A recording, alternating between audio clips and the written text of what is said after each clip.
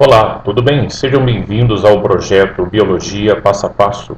É um projeto destinado a dar um reforço aos alunos que têm dificuldades em assuntos específicos na área de biologia, para que você tenha uma revisão mais sólida e mais segura para enfrentar os vestibulares e o Enem com mais firmeza em relação a esses assuntos. Este projeto oferece a vocês aulas na forma de fascículos, com as chamadas aulas com textos que são chamados textos modulados, para que você possa completar nas suas atividades de revisão, aumentando mais a sua segurança na resolução de exercícios. Também é passado para vocês exercícios propostos, tá, para fazer um feedback em relação ao que você está dominando em uma parte do assunto, e finalmente ele é fechado com simulados específicos encaminhados para você, para que você possa realmente fazer um trabalho mais a contento.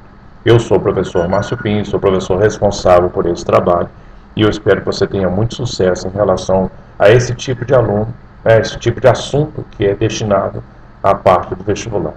O assunto nosso de hoje é lipídios, e eu confesso a vocês que é um assunto um pouco extenso, né, nessa situação, embora não seja tremendamente significativo no Enem, né, mas já teve questões correlatas em relação a isso. Então é importante que vocês estudem direitinho. Muitas dessas informações são apenas meras curiosidades. Alguns aspectos importantes nós vamos destacar exatamente numa parte que entra no universo da chamada situação-problema. Tá? Então, os assuntos reais que você tem que ter domínio é isso. Afinal de contas, o que é lipídios? Você pode falar lipídios ou lipídeos. Pode ser com D-I-O-S ou um D-E-O-S. Tanto faz. Tá?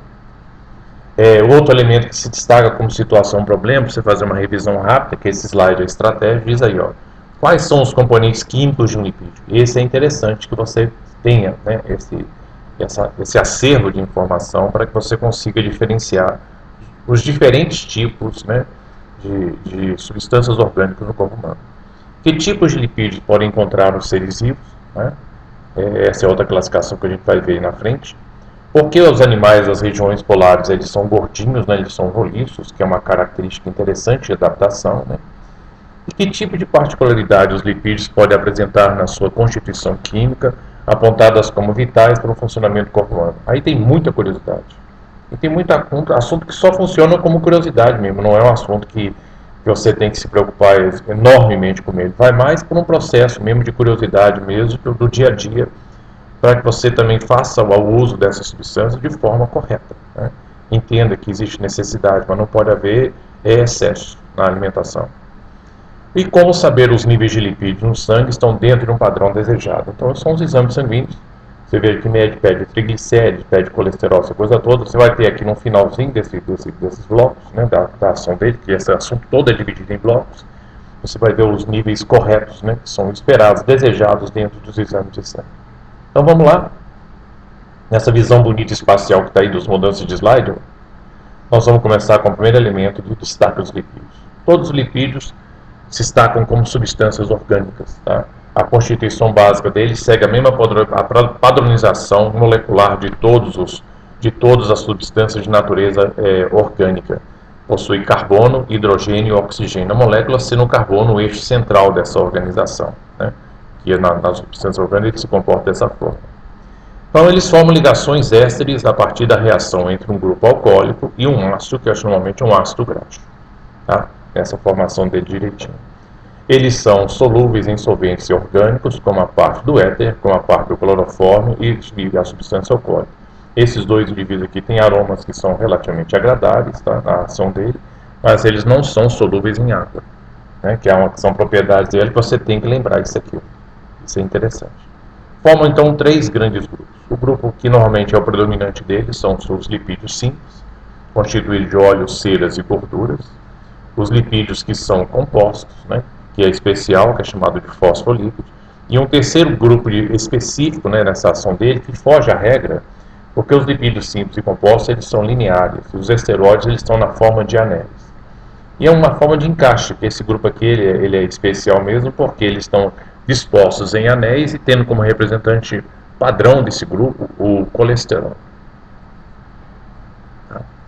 Então vamos continuar dentro dessa universo que a gente tem das propriedades dos lipídios. O primeiro deles é essa.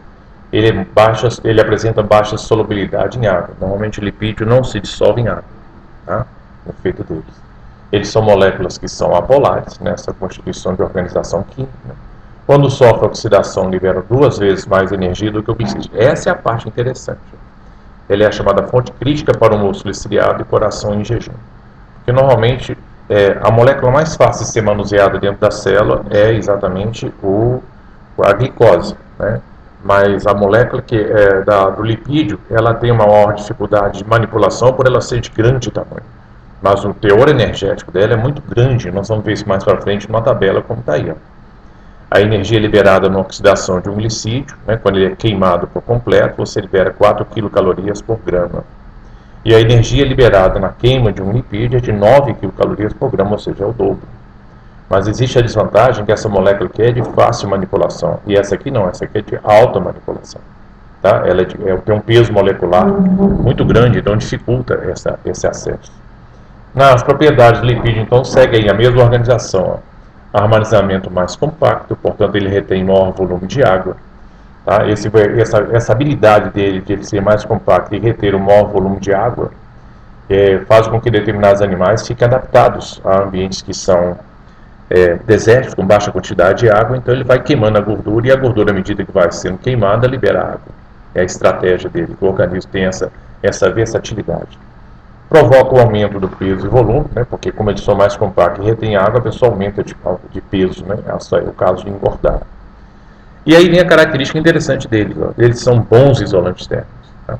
Você repara e responde aquela perguntinha, fala assim, por que os animais dos árticos são mais roliços? Porque ele tem uma capa de gordura muito grande, né, dentro de uma área do tecido dele, chamado panículo adiposo, que é encontrado tanto em aves como a parte de mamíferos.